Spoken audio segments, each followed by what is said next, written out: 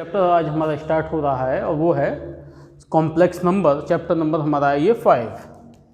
तो chapter number 4 संशोधित पाठ्यक्रम के अनुसार इस बार हटा दिया गया है। तो हम कौन से चैप्टर पे चल रहे हैं? अपने 5th पे कॉम्प्लेक्स नंबर। कॉम्प्लेक्स नंबर क्या होता है? अगर आपसे पूछा जाए कि सबसे बड़ा नंबर देखा जाए तो वो कौन सा नंबर होता है?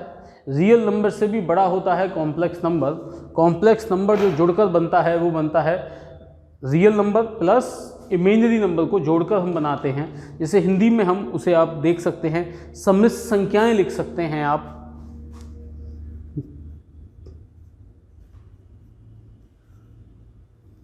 सम्मिश्र संख्याएं, ये जो सम्मिश्र संख्याएं होती हैं ये वास्तविक और काल्पनिक संख्याओं का जो योग होता है या अंतर होता है उसे हम सम्मिश्र संख्याएं बोलते हैं। जैसे सपोज करो z इक्वल टू आपका a प्लस IV है। यहाँ पर a क्या है आपका? a होता है आपका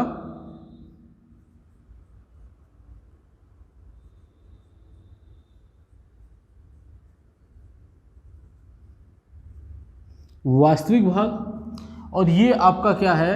a प्लस IV।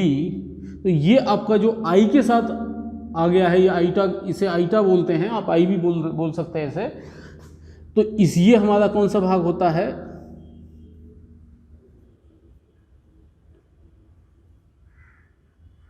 काल्पनिक भाग होता है। ये हमें पता होना चाहिए। ये हमारा जो रूट में माइनस आ जाता था तो रूट -1 की वैल्यू होती है क्या? I। यदि हम दोनों तरफ स्क्वायर करेंगे तो I² की वैल्यू कितनी होती है? -1।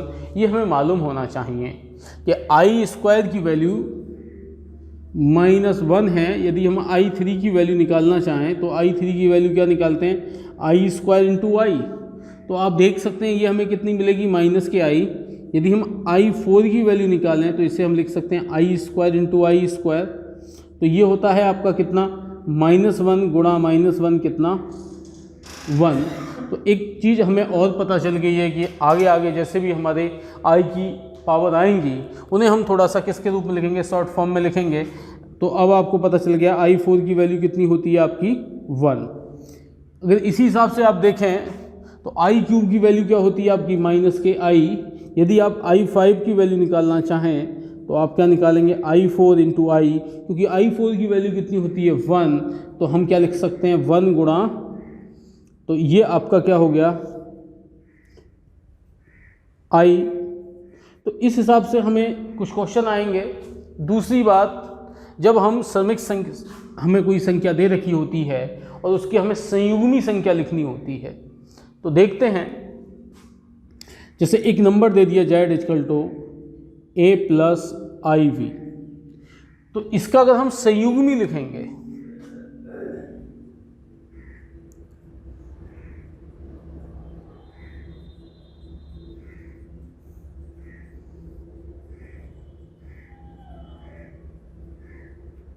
तो इस नंबर की जब हम संयुग्मी लिखेंगे तो हमें करना क्या होता है? जो हमारा कॉम्प्लेक्स नंबर होता है, कॉम्प्लेक्स नंबर के जो आगे का हमारा मतलब जो हमारा इमेजिनरी पार्ट होता है उसमें हम क्या करते हैं? एक जो इसका साइन होता है उसे हम चेंज करते हैं। माइनस का है तो प्लस का, जो प्लस का होता है उसका हम माइनस में लिख देते हैं। तो ये कितना आता है आपका? -IV। यदि ये माइनस में होता तो फिर हम इसे क्या लिखते हैं? प्लस में। जैसे आप देख लें कि मैं कह रहा हूँ कि z = a - IV है, तब इसकी संयुग्मी सम्मिश्र संख्या क्या होगी? तो होती है a - IV। ठीक है, फिर सवाल में और देखते हैं।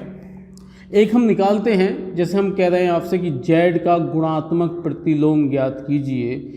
तो गुणात्मक प्रतिलोम का मतलब है कि z का एक ऐसा नंबर ज्ञात करो जिससे गुणा करने पर 1 आ जाए। तो दूसरे शब्दों में हम ये कह सकते हैं जो गुणात्मक प्रतिलोम होता है वो क्या होता है? वो इसका व्युत्क्रम होता है। z का कितना हो जाता है? 1/z हो जाता है। यदि हम कोई हमें सम्मिश्र संख्या दे रखी है z बराबर a प्लस IV और मुझसे पूछा जाता है z का मापांक, तो मापांक का फॉर्मूला होता है अंडर रूट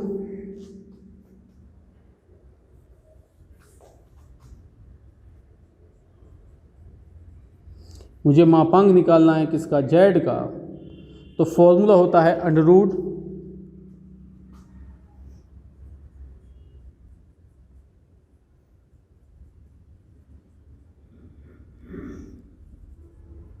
वास्तविक भाग ले लेंगे, उसका वर्ग कर देते हैं, प्लस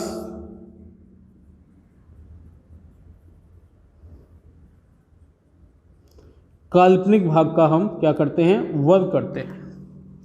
यदि जेड के मापांक की बात करें तो जेड मॉडुलस आपका आता है।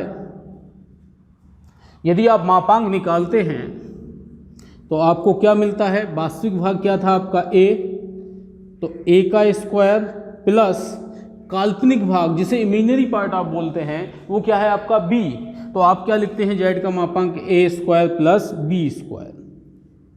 यदि आप दोनों तरफ वर्ग करते हैं तो आपको क्या मिलता है, मापांक का स्क्वायर बराबर ए का स्क्वायर प्लस बी का स्क्वायर। ये प्रत्येक विद्यार्थी को याद रखना है। और यदि हम इसे देखते हैं, जेड और जेड वाद की गुणा कर देते हैं, वाद जब हमने किसी पे लगा देते हैं तो वो इसकी क्या हो जाती है, एक संयुग्मी नंबर हो जाता है। जब हम इसके संयुग्मी की गुणा कर रहे हैं तो जेड बाद कितना आएगा यहाँ पर, ए प्लस आई वी, और यदि इसे प्लस लोगे तो ये कितना आएगा आपका, माइनस के आई वी आएगा। हमने आपसे बताया था जो इमेजिनरी पार्ट होता है उसके साइन को हम चेंज करते हैं तो ये हमें कितना मिलेगा, ए प्लस आई वी और ये ए माइनस आई वी। आप देखेंगे जेड इंटू जेड वार तो ये कितना आएगा आपका, A plus V, A minus V का आप फॉर्मूला लगाते हैं तो ये आ गया ए का स्क्वायर माइनस आई का स्क्वायर इंटू वी का स्क्वायर। अब आपके पास आई स्क्वायर की वैल्यू है, आई स्क्वायर की वैल्यू आपके पास कितनी है, -1 है, ये अब हम जानते हैं। तो Z into Z bar equal to A square, I square की वैल्यू -1 तो minus minus plus V square.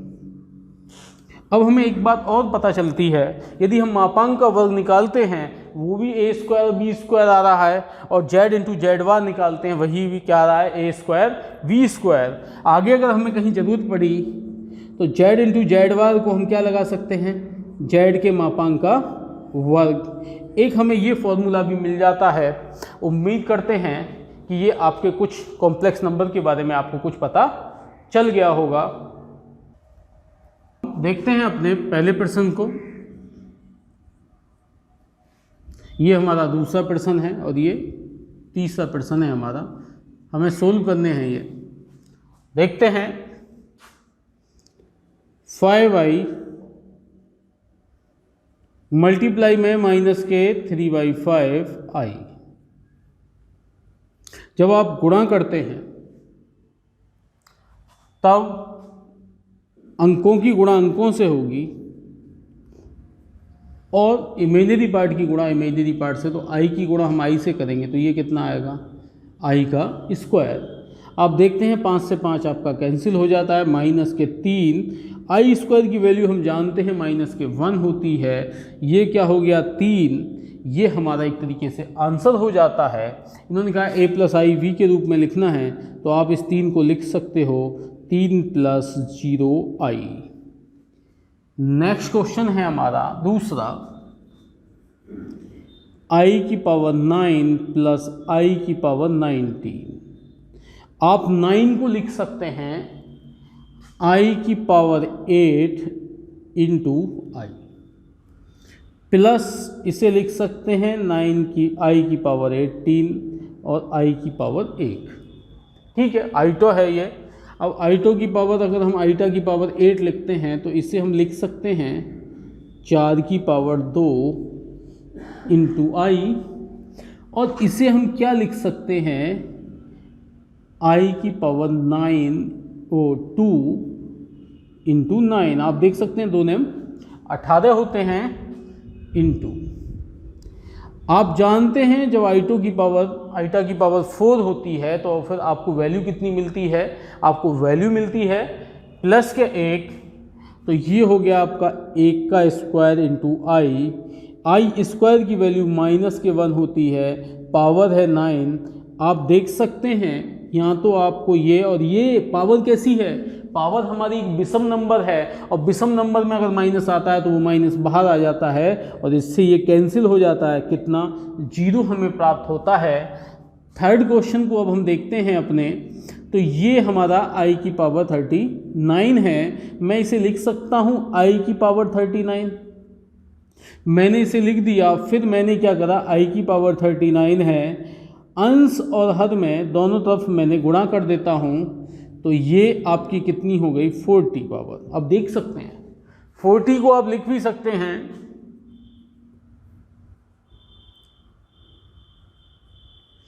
10। एक जनरली आप याद रख सकते हैं, यदि आइटो की पावर अगर ऐसी आ जाए जो 4 से डिवाइड हो जाए उसका मान 1 होता है। आप देख सकते हैं ये आपका 1 की पावर 10 हो गई, तो ये कितना हो गया आपका i। यही आपका आंसर हो गया। 3 क्वेश्चन कराए हैं, उम्मीद करते हैं आपकी ये समझ में आ गए होंगे। चौथे क्वेश्चन को सोल्व करते हैं अपने। चौथा क्वेश्चन है हमारा, हल कर रहे हैं 3 + 7 i 7 + i 7 + i 7।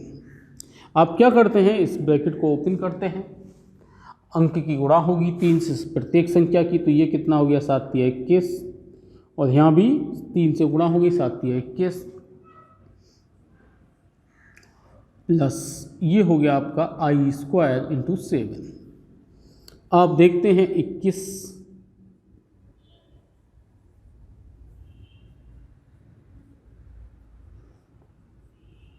आपको मालूम है इमेजिनरी पार्ट में इमेजिनरी पार्ट जुड़ता है या घटेगा और रियल पार्ट में रियल पार्ट आपका जुड़ेगा और घटेगा। तो ये तो 21 ही है, ये आपका इमेजिनरी पार्ट हो गया 21 और 7, ये ऐड होगा दोनों ही, कितना हो गया 28 माइनस के 1। आप देखते हैं 21 में से 7 सब्ट्रैक्ट हो जाता है तो वी गेट कितना 14। यदि आप चाहें तो 14 को आप कॉमन ले सकते हैं, तो ये बचता है आपका 1 + i2, या फिर आपका ये भी आंसर हो सकता है। यदि मैं 5वें क्वेश्चन की बात करें तो बेहद आसान क्वेश्चन है। 1 माइनस और ये माइनस माइनस प्लस और ये प्लस माइनस माइनस। मैं आपको पहले ही बता दिया है कि वास्तविक पार्ट से तो वास्तविक पार्ट जुड़ेगा या घटेगा और इमेजिनरी पार्ट से इमेजिनरी पार्ट जोड़ते हैं या घटाते हैं। ये कितना हो गया 1 और 1 2, या कुछ नहीं तो कितना होगा 1 तो हो गई, या आप यहाँ लगा सकते हैं कुछ नहीं है तो यहाँ 1 है, माइनस के 1 और माइनस के 6 माइनस के 7 हो जाता है। यही हमारा क्या हो गया क्वेश्चन हो जाता है, सोल्व हो गया हमारा 5वां क्वेश्चन भी। छठे क्वेश्चन को सोल्व करते हैं। एक आसान क्वेश्चन है, 1/5 प्लस 2/5 माइनस के 4 प्लस माइनस माइनस। अब क्या होगा, वास्तविक पार्ट से वास्तविक पार्ट ऐड होगा या सब्ट्रैक्ट होगा, इमेजिनरी पार्ट से इमेजिनरी पार्ट सब्ट्रैक्ट होगा या ऐड होगा। देखते हैं हम 1/5 माइनस के 4, ये है हमारा 2/5 5/2।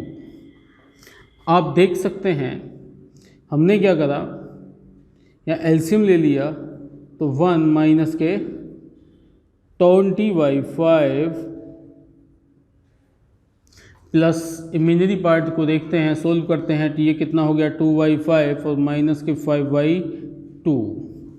ये हमें प्राप्त होता है माइनस के 19/5 प्लस के i 2 2 जा 4 माइनस के 25/10। आप जब इसे आगे बढ़ते हैं सवाल में हम, तो हमें क्या मिलेगा, माइनस के 19/5 माइनस के ही हमारे कितना 21/10। यही हमारा क्या हो गया आंसर हो जाता है। हम अपने 8वें क्वेश्चन को देखते हैं। ये दिया है 1 माइनस आई की पावर 4।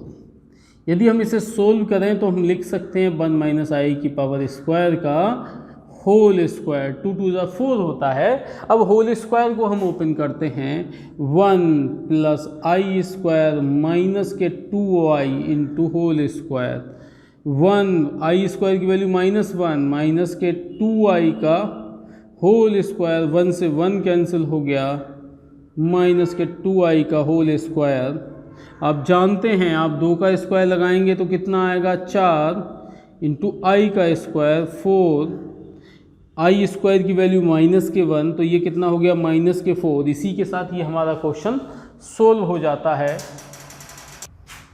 नवा क्वेश्चन है हमारा 1/3 प्लस 3i की होल पावर 3। पहले तो हमें तो फॉर्मूला याद होना चाहिए। हो सकता है कुछ विद्यार्थी इस फॉर्मूले को भी भूल गए होंगे। तो ये फॉर्मूला था 3a की पहले की घात 3 दूसरे की घात 3 plus 3ab square plus 3ab, या आपने ये फॉर्मूला पढ़ा होगा a की घात 3 प्लस b की घात 3 plus 3ab a plus b। तो फॉर्मूला हमें मालूम होना चाहिए। फिर फॉर्मूले को हम ओपन करते हैं, पहले की घात 3 प्लस दूसरे की घात 3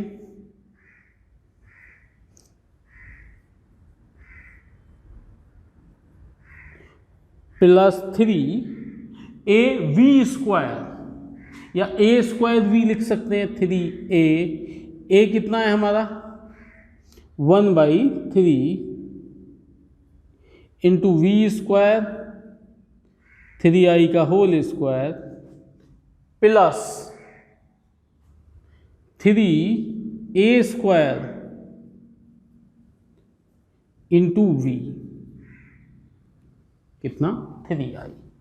आप देखते हैं ये आपका कितना हो गया 1/27 प्लस 3 की घात 3, ये कितना हो गया 27, i की घात 3, 3 से 3 कैंसिल हो गया, 3 3 जा 9i स्क्वायर प्लस 3 तिया 9i बटे 1/9, 9 से 9 यहाँ कैंसिल हो गया। आप देखते हैं 1/27 ये आपको प्राप्त होता है। ये 27 की घात 3 है, इसे मैं लिख सकता हूँ आई स्क्वायर इंटू आई। ये आपका प्लस का 9 है, आई स्क्वायर की वैल्यू है आपकी कितनी -1, और प्लस के यहाँ बचता है आपका आई।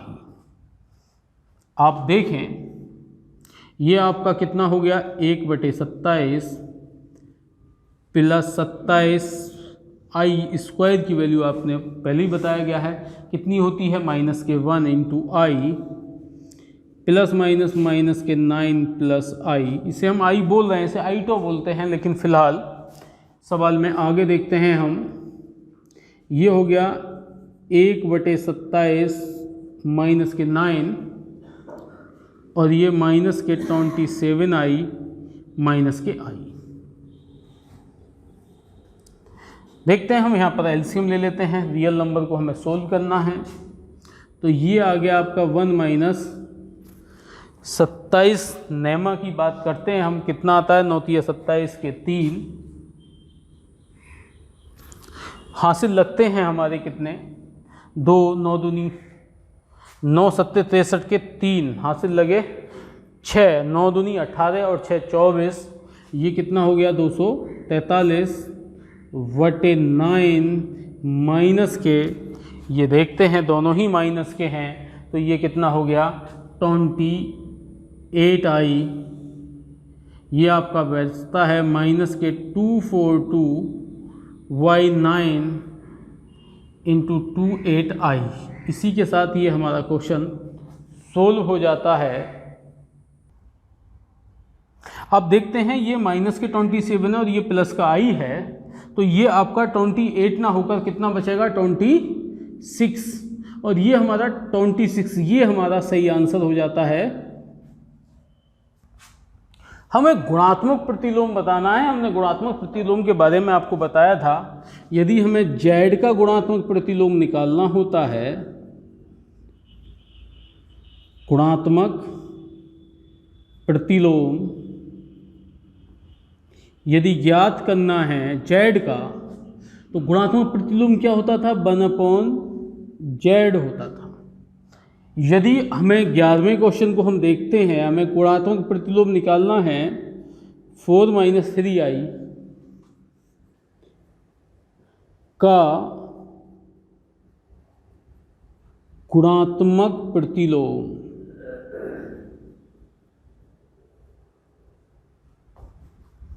क्या करते हैं, जो हमारा नंबर होता है उसे बटे में ले जाते हैं। जब बटे में ले गए हम, तो हम क्या करते हैं, इसके संयुग्मी से गुणा करते हैं। अब ये माइनस का है तो संयुग्मी में किसका निशान आ जाएगा, प्लस का साइन आ जाएगा, a + k 3i। जब आप इसे सोल्व करेंगे 4 + k 3i, ये आपका क्या हो गया, a² और b², 4 का स्क्वायर माइनस 3i का होल स्क्वायर। 4 + k 3i 16, ये 9 हो गया,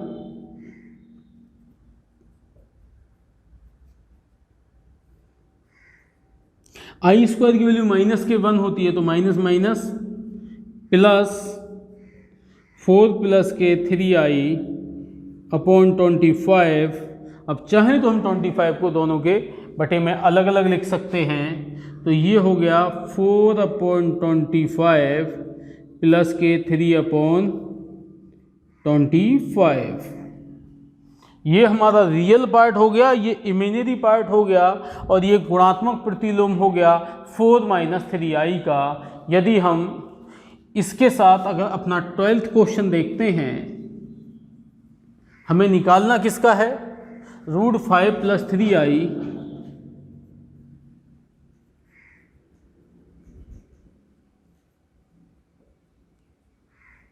का हमें गुणात्मक प्रतिलोम निकालना है। फॉर्मूला वही है गुणात्मक प्रतिलोम का, 1/z। तो z में कितना गया, 1 + k। ठीक है, हमने आपसे बताया था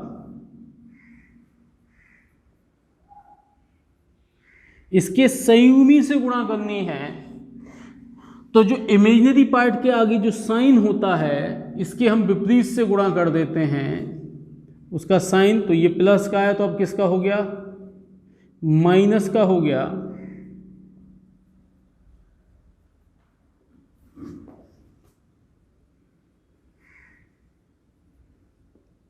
ये a का स्क्वायर माइनस b का स्क्वायर, या 3i लिख लो आप,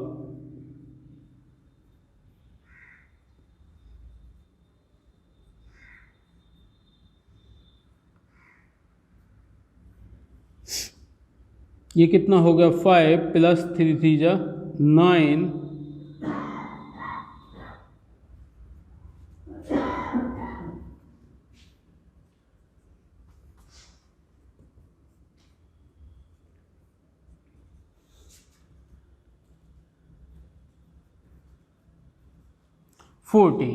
यदि हम अपने 13 क्वेश्चन की बात करें, बेहद आसान क्वेश्चन है वो हमारा, हमें किसका निकालना है, -i का गुणात्मक प्रतिलोम।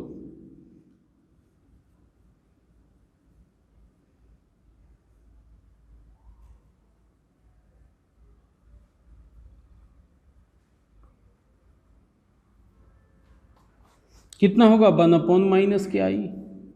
ये कितना हो गया, -1/i, -1 की जगह क्या लिख सकता हूँ, i²/i। कैंसिल हो गया, कितना आ गया, i। यही हमारा क्या हो गया, आंसर हो जाता है। और 13 क्वेश्चन हमारा क्या हो जाता है, समाप्त हो जाता है। इसी के साथ हमारा एक्सरसाइज 5.1 समाप्त हो गई। उम्मीद करते हैं सभी विद्यार्थियों को समझ में आ गई होगी।